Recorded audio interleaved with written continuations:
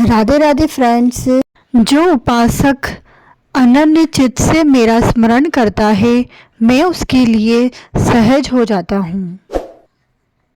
जिनको लगता है भगवत प्राप्ति बहुत कठिन है, ये तो कहीं ऋषियों को मिलती होगी, ऐसा नहीं है। भगवान इतने कृपालु है, इतने सहज है। कहीं गाय चराने वाले को मिल जाते हैं, कहीं एकदम भोले भाले जिनको कोई ज्ञान ही नहीं है उनको मिल जाते हैं प्रभु। एक बहुत ही भोला नवयुवक था, उसका नाम अड़ैया था। अड़ाई कहते हैं 2.5 किलो का। पहला आहार उनका 2.5 किलो का था।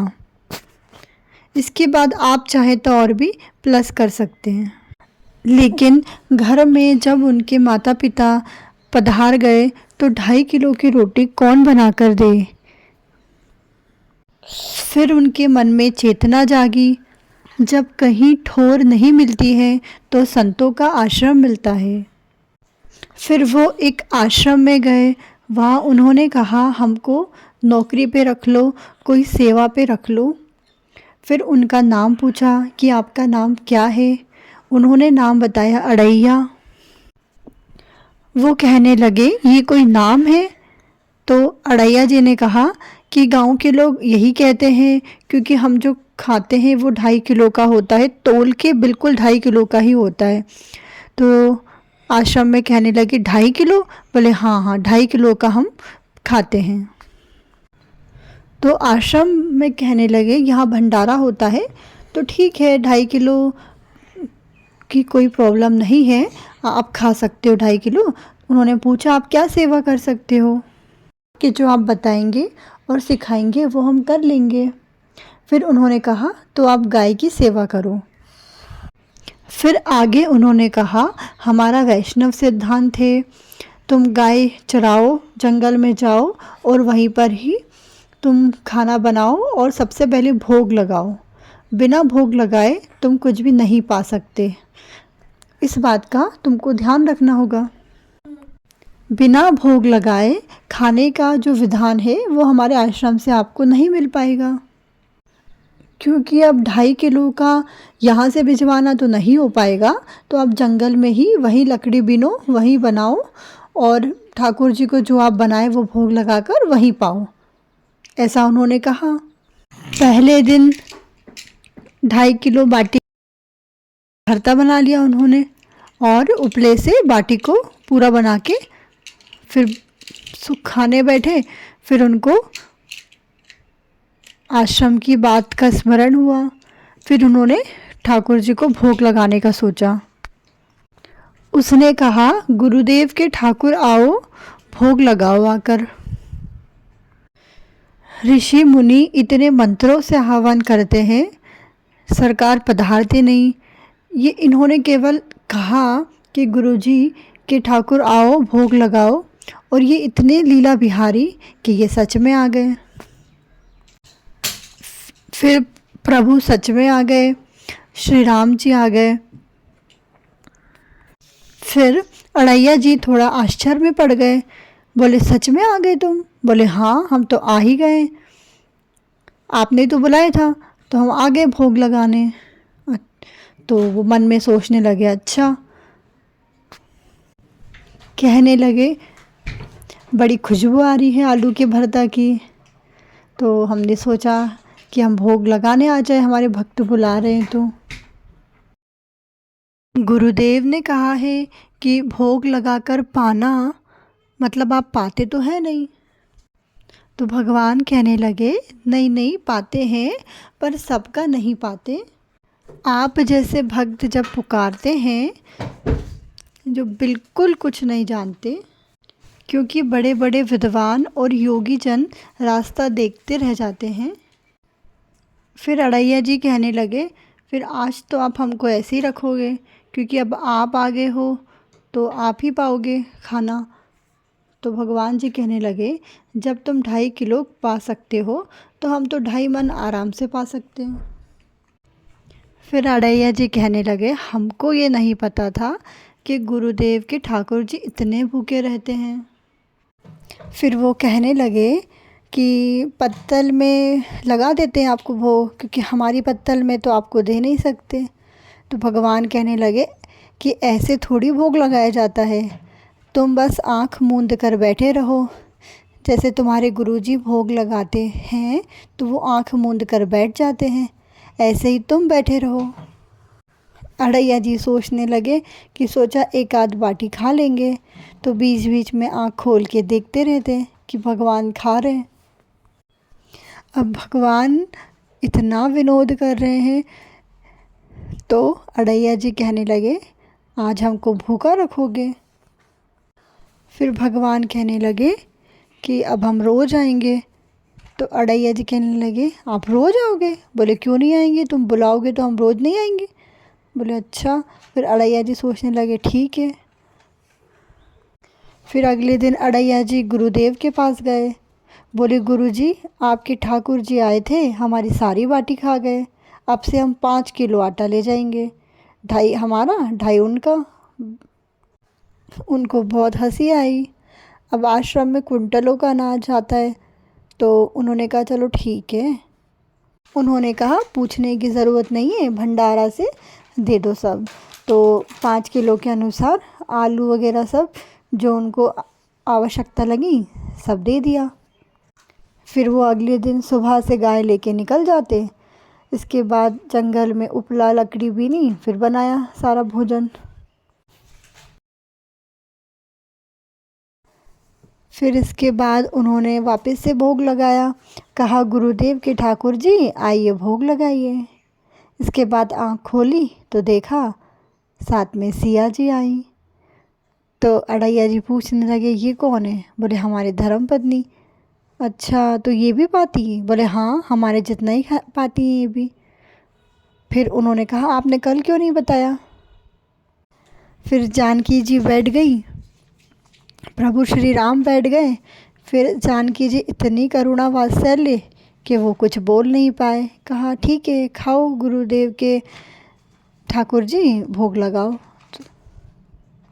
फिर वो धीरे से आँख खोल के देखता, फिर मन में सोचते कि आज भी पूरा भोजन ख़त्म हो गया, हम 2.5 किलो अपने लिए लाए थे पर अब तो कुछ बचा नहीं। फिर अगले दिन वो कहने लगे गुरुदेव 7.5 किलो। तो गुरुदेव कहने लगे क्यों? बोले आपके ठाकुर की पत्नी भी है ना? बोले हाँ, दोनों आए थे। किसी को विश्वास नहीं हो रहा था, सब हंसने लगे। फिर कहने लगे दे दो भाई, क्या करेगा, गाय को खवाएगा, अब इतना खुद तो खा नहीं सकते। बोले ठीक है दे दो। फिर समय लगा बनाने में, 3 बज गए। उन्होंने सारा बनाया, पत्तल में सबका भोग लगाया। फिर कहा गुरुदेव के ठाकुर जी आइए। फिर वो आ गए, साथ में लक्ष्मण जी भी लाए। फिर अड़ैया जी कहने लगे ये कौन है? बोले हमारे भैया। तो बोले अच्छा। बोले हमारे छोटे भाई। तो कहने लगे आपके भाई भी हैं? तो प्रभु ने कहा हाँ। कहने लगे परिवार में कितने लोग हो आप, पहले बता देते तो हम उस हिसाब से सब कर लेते। प्रभु ने लक्ष्मण जी से कहा बहुत सरल भक्त है, नाराज़ मत होना, जो भी है चुपचाप से पालो। फिर जब प्रभु चले गए तो पत्तल में जो बचा था वो सब खाया अड़ैया जी ने। एक अद्भुत सा आनंद की उनको अनुभूति हुई। कहने लगे गुरुदेव 10 किलो। 10 किलो क्यों? बोले आपके ठाकुर जी, ठकुराइन, उनके छोटे भाई और इसके बाद हमारे लिए तो बचता ही नहीं है। तो मन में गुरुदेव सोचने लगे। बोले फिर भी हट करके उन्होंने दे दिया। इसके बाद अगले दिन उन्होंने फिर भोग लगाया, 4 बज गए। इसके बाद कहा गुरुदेव के ठाकुर जी आइए भोग लगाइए। विशाल गदा, विशाल स्वरूप देखा तो साथ में हनुमान जी भी आए। आँख खोली तो देखा सिया रामचंद्र जी, साथ में लक्ष्मण जी और नीचे चरणों में हनुमान जी बैठे हुए हैं। तो उन्होंने पूछा ये कौन है? भगवान ने बताया ये हमारे सेवक हैं, प्रिय सेवक।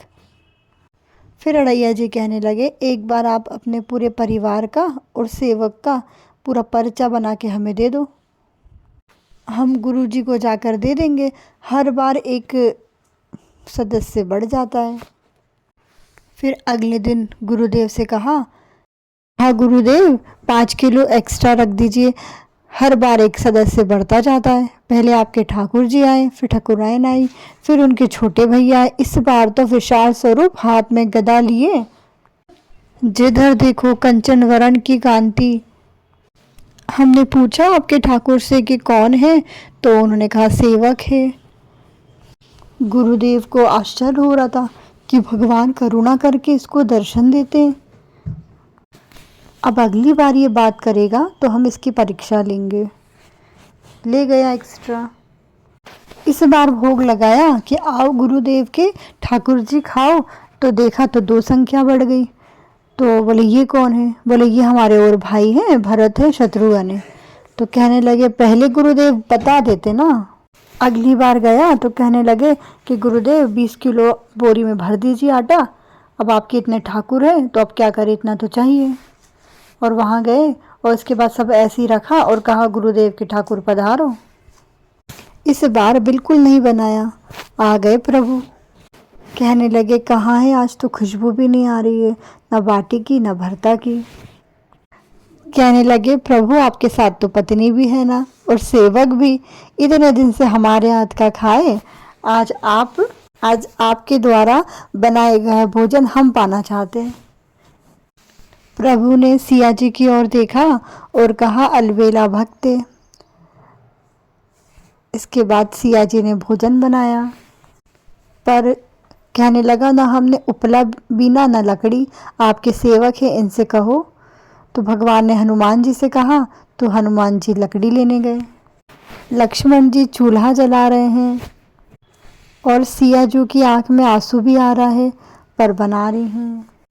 उसने कहा आप बनाओ, हम गाय को एकत्रित करके आता हूँ मैं। इसके बाद वो भागे और एकदम से आश्रम में गए। कहने लगे गुरुदेव आज पूरे परिवार सहित हमने फंसा लिया है आपके ठाकुर जी को। गुरुदेव कहने लगे क्या फंसा लिया? तो बड़े ठाकुर, छोटे ठाकुर, ठाकुराइन और उनके सेवक और 2 छोटे भाई, सारा परिवार फंसा लिया हमने आज। सब बना रहे हैं रोटी बाटी। महाराज आप चलिए, आज आपको शंका होती थी, आप खुद चल के देखिए। गुरुदेव सोचने लगे श्री रामचंद्र जी, सिया जी, लक्ष्मण जी, हनुमान जी, भरत जी, बड़े बड़े योगियों के ध्यान में ना आने वाले, ऐसा कैसे संभव है? एक गंवार आदमी जिसको कभी कोई नाम जपना नहीं आया, उसके बुलाने से कैसे आ सकते हैं? जिसने कभी कोई ग्रंथ नहीं पढ़ा, तो भगवान उस पर कैसे इतनी दया कर सकते हैं? उन्होंने सोचा ठीक है, चलकर देखना चाहिए। वहाँ गए तो पूरा राम परिवार एकत्रित, और इतना सुंदर व्यंजन जानकी जी द्वारा बना रही हैं। उन्होंने प्रभु के चरणों में साष्टांग दंडवत किया। उन्होंने कहा प्रभु लीला समझ नहीं आई। भगवान कहने लगे जो ज्ञानी भक्त है उनके द्वारा अत्यंत तर्क के बाद भी मैं पकड़ में नहीं आता हूँ। जो विद्वान है उनकी वेद्यता मुझे छू नहीं सकती, लेकिन जो भोले हैं उनके सामने मैं अपनी दिव्यता, अपनी महानता का महत्व नहीं है। तो इस प्रकार भक्त अड़ैया जी की कहानी समाप्त होती है। राधे राधे।